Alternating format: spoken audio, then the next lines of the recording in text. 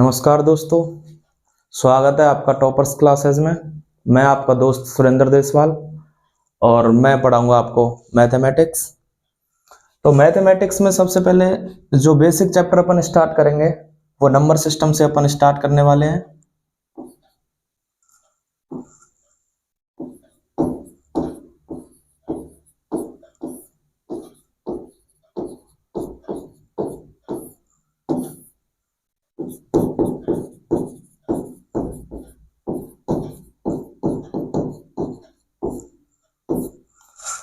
तो देखिए, number system की अगर अपन बात करते हैं तो नंबर सिस्टम में सबसे पहले जो नंबर लाइन है उसके बारे में अपन पढ़ेंगे। तो नंबर्स जो होते हैं मैथमेटिक्स में उनको हम नंबर लाइन पर डिनोट करते हैं। सबसे पहले देखिए यहाँ पे जीरो के बाद जो धनात्मक अंक होते हैं, पॉजिटिव नंबर्स जो होते हैं वो अपने आएंगे जीरो के राइट साइड में। यहाँ 1 आ जाएगा, 2, 3, 4 और 5 ऐसे ही आगे आते चले जाएंगे नंबर। और जो नेगेटिव नंबर्स होते हैं वो जीरो के लेफ्ट साइड में इधर आ जाते हैं, -1, -2, -3 और इधर ये -4। तो देखिए, सबसे पहले अगर बात करते हैं मैथमेटिक्स में, अगर बेसिक चीज कोई भी होती है तो वो क्या होते हैं, हमारे पास नंबर्स होते हैं जिनको अपन अंक बोलते हैं। और नंबर्स को अपन डिनोट करते हैं नंबर लाइन पे। तो नंबर लाइन पे जीरो होता है हमारा मिड में। जीरो के अलावा जो धनात्मक अंक होते हैं 1, 2, 3, 4, 5 वो सारे जीरो के राइट साइड में होते हैं। और जो नेगेटिव नंबर्स होते हैं वो सारे लेफ्ट साइड में होते हैं। यहां मैथमेटिक्स का कोई भी अंक हो, चाहे वो पूर्णांक हो, चाहे वो नकारात्मक नेगेटिव अंक हो, या फिर जीरो हो, या फिर अंडर रूट में कोई भी संख्या हो, सारे के सारे नंबर्स को अपन नंबर लाइन पर डिनोट कर सकते हैं। जैसे देखो, 1 है यहां डिनोट कर दिया, 2 है ये डिनोट कर दिया, 3 यहां पे कर दिया। मान लो मैं कोई भी नंबर लिखता हूं 2.5, डेसिमल में भी अगर कोई भी नंबर है तो उसको भी अपन नंबर लाइन पे शो करा सकते हैं आराम से। देखिए 2 और 3 के बीच में जो यहाँ पे होगा ये कितना आ जाएगा, 2.5। क्लियर है। इसके अलावा नेगेटिव में कोई भी वैल्यू हो, मान लो मैंने कहा -3.6, तो देखो 3 और 4 के बीच में यहां कहीं ना कहीं ये नंबर अपन शो करा सकते हैं। तो कुल मिला के ये है कि जितने भी नंबर्स हैं उनको अपन नंबर लाइन पर डिनोट कर सकते हैं। जैसे देखो, मैं बात करूं कि √2 है, अगर इसको मुझे नंबर लाइन पर डिनोट कराना है तो देखिए, आपने एक थ्योरम पढ़ी होगी सभी ने, पाइथागोरस थ्योरम।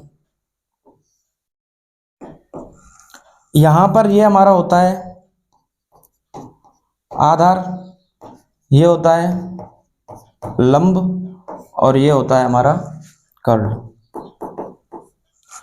तो देखो, आधार स्क्वायर प्लस लंब स्क्वायर बराबर क्या होता है, कर्ण स्क्वायर। तो यहां अगर अपन को √2 डिनोट करना है तो देखो कि आधार की वैल्यू मैं 1 पुट कर देता हूं यहां पर, और लंब की भी वैल्यू 1 पुट कर देता हूं। तो कर्ण स्क्वायर की वैल्यू अगर मुझे निकालनी है, फाइंड आउट करनी है, तो क्या हो जाएगा, आधार स्क्वायर प्लस लंब स्क्वायर बराबर कर्ण स्क्वायर। या फिर मैं कर्ण की वैल्यू निकालूं तो ये सारी वैल्यूज √रूट में आ जाएंगे। अब आधार की वैल्यू हमने कितनी रखी है, 1, और लंब की भी वैल्यू कितनी रखी है, 1। तो 1 का स्क्वायर प्लस 1 का स्क्वायर कितना हो जाएगा, 1 + 1, और ये कर्ण है आपका, ये √रूट में √2। तो देखो, आधार की वैल्यू 1 और कर्ण की वैल्यू भी, सॉरी लंब की वैल्यू भी 1। तो यहां से देखो, 0 से जब अपन स्टार्ट करेंगे तो एक नाप तो यहां तक, इस वाले 1 तक एक नाप ले लिया अपन ने, और एक नाप ही अगर इसकी ऊपर की तरफ यहां तक ले लेंगे, ये भी 1 है और ये भी 1 है। तो ये वाली जो वैल्यू अपन को फाइंड आउट होगी ये होगी √2, क्योंकि कर्ण हो जाएगा। अब यहां से अगर अपन कोई भी चाप ड्रॉ करेंगे तो वो चाप √2 को डिनोट करेगा। तो इस तरह से नंबर लाइन पर हम सारे नंबर्स को डिनोट कर सकते हैं, चाहे वो नंबर पॉजिटिव हो, नेगेटिव हो, जीरो हो, या फिर √रूट में भी कोई नंबर हो सकता है। तो इसके बाद देखिए, अपन अगर बेसिक सी बात करें, नंबर्स को डिनोट करते हैं। नंबर्स अपने पास मैथमेटिक्स में आ गए। अब नंबर्स में अगर सबसे पहले अपन बात करते हैं तो एक नंबर है हमारे पास 0, बहुत ही इंपॉर्टेंट नंबर है। इसके बारे में अपन देखिए काफी डिटेल में चर्चा करने वाले हैं 0 की।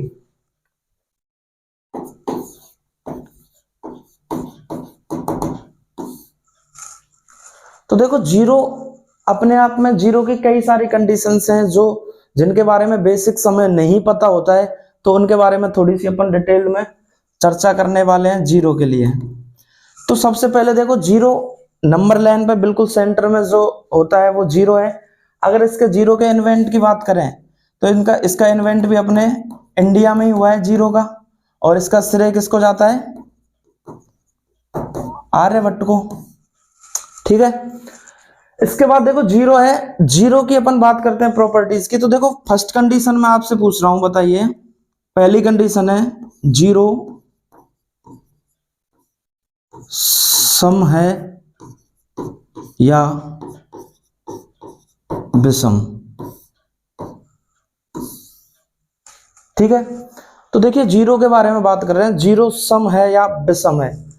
अब देखो सम और विषम होने के लिए सम को बोलते हैं अपन इवन और विषम को बोलते हैं ऑड।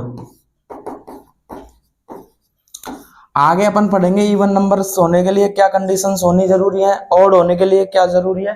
तो देखो इवन नंबर क्या होता है, अगर इवन नंबर के बारे में अपन थोड़ा सा देखें तो वो नंबर्स जिनको अपन 2 से डिवाइड कर सकते हैं, सारे के सारे क्या होते हैं? इवन नंबर होते हैं, या जिनको अपन सम संख्या बोल सकते हैं। तो देखो जीरो के बारे में बात करें, अब जीरो को क्या आप 2 से डिवाइड कर सकते हो? बिल्कुल कर सकते हो। क्या आएगा? जीरो आएगा। तो जीरो कैसा नंबर हो जाएगा? सम। क्लियर है? तो जीरो को अपन इवन नंबर में काउंट करते हैं। या फिर अभी देखो अपन ने नंबर लाइन के बारे में पढ़ा था, नंबर लाइन पर अगर कोई भी नंबर अपन डिनोट कर रहे हैं, यहां पे था 0 1 2 3 4 और ये 5 था, और इधर -1 -2 -3 -4। तो देखो सम संख्या होने के लिए एक नंबर लाइन पे भी कंडीशन होती है कि एक अंक छोड़ के अल्टरनेट क्रम में जो नंबर्स होते हैं वो सम होते हैं, यानी कि एक अंक सम है, उसके बाद दूसरा विषम होगा, फिर तीसरा सम, चौथा विषम, पांचवा सम, इस तरह से। तो देखो अगर ये वाली प्रॉपर्टी अपन देखते हैं तो देखो 4 कैसा नंबर है? सम है। 4 के बाद देखो एक अंक छोड़ दो यहाँ पे बीच में, ये विषम हो जाएगा।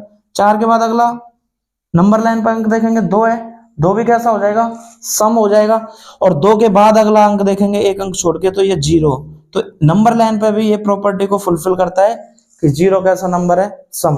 या फिर इधर से देखें, देखो -4 है, नेगेटिव अगर किसी भी नंबर के आगे लगाए तो उससे कुछ भी फर्क नहीं पड़ता। जैसे अपन कहे कि यार -4 है और 4 है, 4 तो देखो सम है, हम बोल ही देते हैं इवन नंबर है, भाई पढ़ा है हमने अब तक। क्या -4 भी इवन नंबर है? तो बिल्कुल है। अगर किसी भी अंक के आगे माइनस लग रहा है तो उससे उस पर कोई भी फर्क नहीं पड़ता है। -4 भी कैसा नंबर है? सम है। तो देखो -4 सम है। इसके बाद इधर एक अंक छोड़ के देखेंगे तो अगला ये भी कैसा अंक होगा? सम। और फिर इस -1 को छोड़ देंगे तो वापस से क्या आ गया? 0। ये भी कैसा होगा? सम। तो जीरो की फर्स्ट प्रॉपर्टी है जीरो सम है या विषम है। तो अपन क्लियर कह सकते हैं जीरो एक कैसा नंबर है? सम या इवन नंबर। क्लियर है यहां तक? तो जीरो की पहली प्रॉपर्टी अपन ने पढ़ी है, जीरो का इन्वेंट अपने इंडिया में ही हुआ है, और इंडिया में जीरो को इन्वेंट करने का जो श्रेय जाता है वो किसको जाता है? आर्यभट्ट को। उसके बाद पहली प्रॉपर्टी अपन पढ़ रहे हैं कि जीरो सम है या विषम है। देखिए जीरो के लिए सम होने के लिए क्या कंडीशन होना जरूरी है? जो सम संख्याएं होती हैं उनमें 2 का पूरा पूरा भाग जाता है। तो देखिए कोई भी नंबर ले लो, अगर उसमें 2 का भाग जा रहा है तो वो कैसा नंबर होगा? सम। तो देखो जीरो में अगर मैं 2 से डिवाइड कर रहा हूं तो वैल्यू क्या आ रही है मेरे पास? 0। कैसे आती है ये भी अपन आगे अभी पढ़ने वाले हैं। तो एक तो ये कंडीशन कंप्लीट कर रहा है। दूसरा नंबर लाइन पे एक कंडीशन होती है कि एक अंक छोड़ के, जैसे इवन नंबर कोई भी उठा लो, उसके बाद एक अंक छोड़ो, जो अगला अंक होगा अल्टरनेट क्रम में वो क्या होगा? इवन नंबर होगा। क्लियर है? तो ये कंडीशन भी अपना फुलफिल कर रहा है। तो पहली कंडीशन हो गई जीरो सम है या विषम, तो अपन कह सकते हैं जीरो कैसा नंबर है? सम। नेक्स्ट इसके बाद बात करते हैं दूसरी कंडीशन, जीरो धनात्मक है या ऋणात्मक।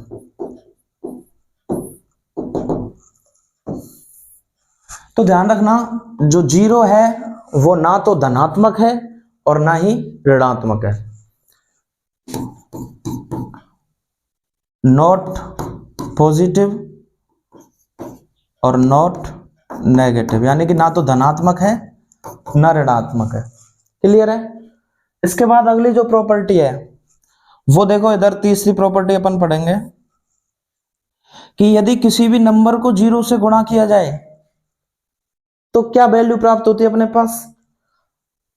चौथी कंडीशन है किसी भी नंबर को जीरो से डिवाइड किया जाए तो क्या प्राप्त होगा, और पांचवी है अपने पास जीरो को यदि किसी भी नंबर से डिवाइड किया जाए तो क्या प्राप्त होगा, और छठवीं जीरो को यदि जीरो से ही डिवाइड किया जाए तो क्या प्राप्त होगा। ठीक है, तो सारी कंडीशंस को वन बाय वन करके अपन पढ़ेंगे। अगर पहली देखो जीरो, यदि जीरो का मल्टीप्लाई तुम किसी भी नंबर से, कितना भी बड़ा नंबर हो, 10 20 50 100 1000 10,000 लाख 10 लाख कितना भी हो, यदि आप जीरो से मल्टीप्लाई करते हो तो हमेशा क्या प्राप्त होगा आपको, जीरो। ठीक है, जैसे मैं बोल दूं आपसे आप 3459 इंटू जीरो, तो ऑलवेज क्या प्राप्त होगा, जीरो। कितना भी बड़ा नंबर ले सकते हो आप, जीरो से यदि आप मल्टीप्लाई कर रहे हो किसी भी संख्या को तो उसका मान हमेशा जीरो प्राप्त होता है। इसके बाद अगली प्रॉपर्टी की बात करेंगे। देखो इन दोनों को अपन साथ में लेके बात करते हैं। ठीक है, देखिए पहली कंडीशन, यदि जीरो को मैं किसी नंबर से डिवाइड करूं, और दूसरी कंडीशन है यहां किसी भी नंबर को अगर मैं जीरो से डिवाइड करूं। ठीक है, तो देखो दोनों कंडीशंस की साथ में बात करते हैं। जीरो को यदि आप किसी भी नंबर से डिवाइड करोगे तो क्या आता है, और जीरो से किसी भी नंबर को डिवाइड करोगे तो क्या आता है। पहली कंडीशन, यदि जीरो को आप किसी भी नंबर से डिवाइड कर रहे हो तो हमेशा क्या आएगा, जीरो। कैसे आएगा अभी पढ़ेंगे।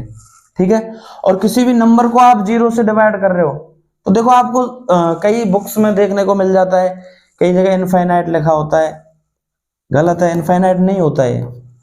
ठीक है, जीरो से यदि आप किसी भी नंबर को डिवाइड कर रहे हो, ये होता है अनडिफाइंड वैल्यू बोलते हैं इसको, या फिर हम बोल सकते हैं अपरिभाषित मान, यानी कि इसको डिफाइन किया ही नहीं जा सकता। यदि आप किसी भी नंबर को जीरो से डिवाइड कर रहे हो तो ये एक अनडिफाइंड वैल्यू होती है, इसको अपन डिफाइन कर ही नहीं सकते, इसका कोई भी डेफिनेशन मैथमेटिक्स में है ही नहीं। ठीक है, इनफाइनाइट कई जगह अपन इसको लिखा मिल सकता है, लेकिन ये इनफाइनाइट जो है वो गलत है। इनफाइनाइट कोई वैल्यू नहीं होती इसकी, जीरो से आप किसी भी चीज को डिवाइड कर रहे हो तो। देखिए कैसे बात करते हैं, किसी भी नंबर को आप जीरो से डिवाइड कर रहे हो तो मैं ये कह सकता हूं जीरो से आप किसी भी नंबर, जीरो को नंबर से किसी से भी डिवाइड कर रहे हो, मान लो मैंने के बार इसमें भाग चला गया, तो भाग का आपको पता है ये वाली चीज जो होती है वो क्या होती है अपने पास, भाज्य होती है, ये होता है अपने पास भाजक, और ये अपने पास क्या होता है, भागफल। तो मुझे पता है यदि मुझे ये वाला नंबर चाहिए तो इन दोनों नंबर्स का क्या करना पड़ेगा, मुझे मल्टीप्लाई। तो इस वाली कंडीशन को मैं लिख सकता हूं जीरो बराबर n मल्टीप्लाई के। ठीक है, अब n की जगह आप कोई भी नंबर ले लो, क्योंकि n का मतलब कोई भी नंबर है। मान लो मैंने कह दिया n की जगह आपने 5 6 कुछ भी रख दो,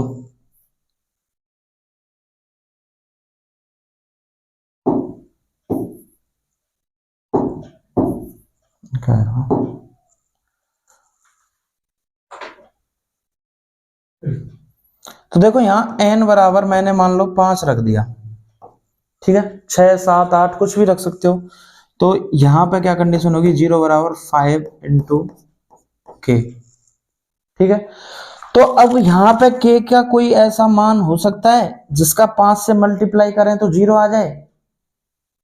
तो देखो k का कुछ भी मान ऐसा हो, आपके माइंड में कोई भी ऐसा मान आ रहा हो k का जिसका मल्टीप्लाई अपन 5 से करें तो जीरो आ जाए, तो k का मान क्या रख सकते हो आप, जीरो रख सकते हो। क्यों? क्योंकि अभी हमने इससे पहली जो प्रॉपर्टी पढ़ी थी कि जीरो का किसी भी संख्या से मल्टीप्लाई करने पर उसका मान क्या आता है? जीरो। तो k की वैल्यू अगर मैं जीरो रख दूं तो 0 × 5 करोगे कितना आ जाएगा? 5 × 0 कितना आ जाएगा?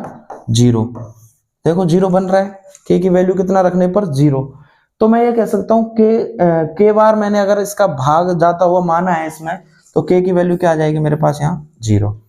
तो सीधी सी बात है कि 0 यदि किसी भी नंबर से आप डिवाइड कर रहे हो तो उसकी वैल्यू हमेशा क्या आती है? 0 आती है। ठीक है।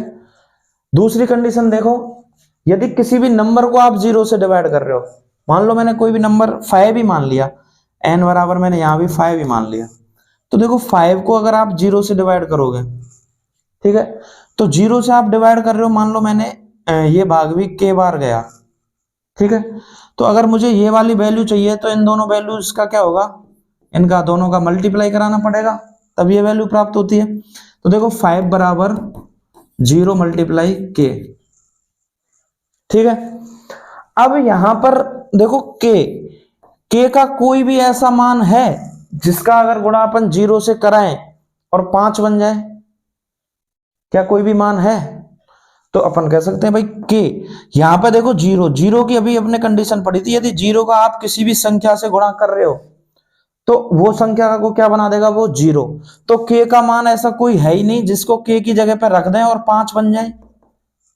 क्यों? क्योंकि देखो 0 से मल्टीप्लाई हो रहा है, और 0 से मल्टीप्लाई होगा तो ऑलवेज क्या बनेगा? या कुछ भी रख दो आप, 0 ही बनेगा, तो 5 तो कभी आ ही नहीं सकता। इसलिए इस k का कोई भी मान ऐसा हो ही नहीं सकता जिसका यहाँ पे मान रख दें और 5 बन जाए। इसलिए इस वाली कंडीशन को बोलते हैं अपन अनडिफाइंड वैल्यू या फिर अपरिभाषित मान। क्लियर है? तो किसी भी संख्या का अगर भाग देते हो आप 0 में, ठीक है, तो क्या आता है? 0। और 0 का किसी भी संख्या में भाग देते हैं तो क्या आता है? अनडिफाइंड वैल्यू, अपरिभाषित मान। क्लियर है यहां तक? इसके बाद देखो अगली जो कंडीशन है,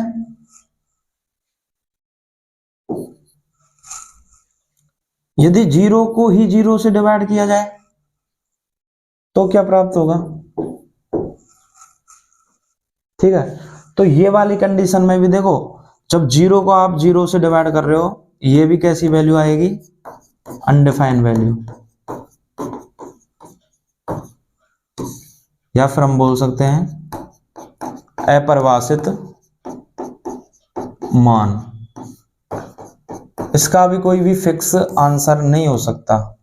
0 को अपन 0 से डिवाइड करते हैं तो आप देखना, आप आजकल स्मार्टफोन यूज करते हो, कैलकुलेटर यूज करते हो, तो उसमें आप ये ट्राई करके देखना 0 को 0 से डिवाइड करके, तो वहां पे आपका इस तरह से लिखा आएगा सिंटैक्स एरर। ठीक है, तो चौथी कंडीशन ये हो गई कि अगर अपन 0 को ही 0 से डिवाइड कर रहे हैं तो अपने पास क्या आ रहा है? ये भी अनडिफाइंड वैल्यू है, यानी कि इसका भी कोई फिक्स मान नहीं होता है, अपरिभाषित मान है। और अपन इसको अगर करके देखते हैं कैलकुलेटर वगैरह में तो कंडीशन क्या आएगी? Syntax error. ठीक है, नेक्स्ट कंडीशन है अपने पास अगली कंडीशन है कि कोई भी नंबर है और उसकी घात यदि 0 है तो उसका मान क्या होता है?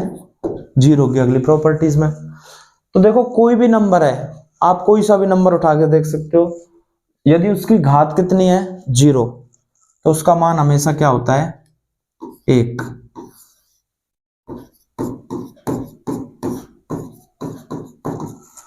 लेकिन वही चीज जब आप पढ़ रहे हो कि मैथमेटिक्स पढ़ रहे हो, मैथमेटिक्स में जब तक किसी भी चीज के आप बेसिक नहीं पता होता, उसको रट के मान लेते हैं अपन, तब तक कोई भी सेंस नहीं है। देखो यहाँ पे हमने लिख दिया किसी भी संख्या की घात 0 है, उसका मान कितना होता है? 1।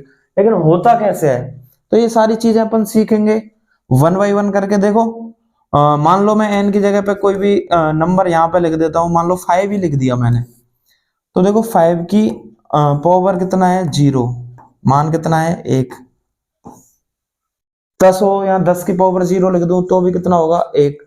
मैं यहाँ पे 1 लाख लिख दूं, उसकी पावर में 0 लिख दिया तो भी वैल्यू क्या होगी? 1। ठीक है, होती कैसे है? देखो मान लो मैंने पहली ये इधर वाली साइड ले ली, 5 की पावर है 0, ठीक है, मैं जीरो को लिख सकता हूं 5 की पावर 1 माइनस 1 लिख सकता हूं, कोई दिक्कत नहीं है भाई। जीरो है, जीरो की जगह 1 माइनस 1 लिख सकता हूं, जीरो ही रहेगा। अब देखो जब आप आगे चल के चैप्टर पढ़ेंगे अपन घातांक और करनी, वहां पे अपन को पता है यदि किसी भी नंबर की दो घात हो तो दोनों को मल्टीप्लाई का साइन करके बीच में अलग अलग लिख सकते हैं। तो यहां देखो अगर यही कंडीशन अपने पास यहाँ है तो इसको 5 की पावर 1 इंटू 5 की पावर माइनस 1 लिख सकते हैं अलग अलग। भाई देखो आपने सबने पढ़ा है ये वाली चीज, अगर अपन वापस से रिवर्स देखें, तुमने पढ़ा है यदि आधार समान हो, दोनों कोई भी दो संख्याएं गुणा के रूप में है और उनका आधार समान हो तो घातें जुड़ जाती हैं। तो देखो अगर इसको वापस से अपन सोल्व करके देखें तो देखो आधार समान है 5 तो घातें जुड़ जाएंगी। घात यहाँ कितनी है 1 प्लस यहाँ कितनी है -1, और ये प्लस माइनस क्या हो जाएंगे माइनस 5 की पावर 1 माइनस 1 और वही 1 माइनस 1 5 की पावर 0। यानी कि इसी चीज को अपन ने थोड़ा सा खोल के लिखा है। ठीक है, तो ये 5 की पावर 1 हो गई, ये 5 की पावर -1, यहां तक हो गया। अब देखो आपको पता है ये 5 की पावर 1 है इंटू ये 5 की पावर -1। यदि कोई भी घात ऋणात्मक होती है तो उसको अपन एक के बटे में लिख देते हैं तो वो कैसी हो जाती है, धनात्मक हो जाती है। तो यहाँ देखो 5 की पावर 1 तो है ही इंटू 1/5 की पावर 1। ठीक है, क्योंकि ये घात देखो यहाँ ऋणात्मक थी, ऋणात्मक अगर कोई भी घात है तो उसको एक के बटे में ले जाते हैं, धनात्मक हो जाती है। इससे ये कैंसिल हो जाएगा, कितना बचेगा, यहाँ एक बार कट जाएगा ये, और एक का मल्टीप्लाई एक से करोगे तो 1। तो ये अगली कंडीशन जो अपन पढ़ रहे हैं कि किसी भी नंबर की घात अगर 0 है तो उसका मान हमेशा क्या होता है, 1 होता है। कैसे होता है, देखो कोई भी नंबर लिया उसकी घात लगाई 0, 0 को आप 1 माइनस 1 लिख सकते हो। 1 माइनस 1 को देखो आप अलग अलग डिस्ट्रीब्यूट कर सकते हो घातों को। ये 5 की पावर 1 इंटू 5 की पावर -1, 5 की पावर 1 एज इट इज है। माइनस में अगर कोई भी घात है तो उसको एक के बटे में ले आते हैं, धनात्मक घात हो जाती है। इससे यह नंबर कट जाएगा एक बार, और 1 गुणा 1 करोगे तो 1। तो इस तरह से हम कह सकते हैं कि किसी भी संख्या की घात 0 होने पर उसका मान हमेशा क्या होता है, 1 होता है। तो ये 0 की कुछ प्रॉपर्टीज थी जो हमने पढ़ी हैं, एक बार दोबारा से देख लेते हैं।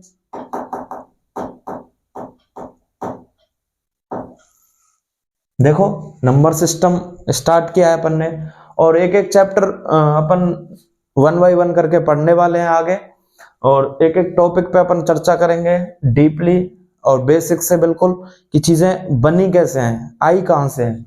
तो देखो नंबर सिस्टम अपन ने स्टार्ट किया था, मैंने सबसे पहले आपको बताया था नंबर लाइन के बारे में।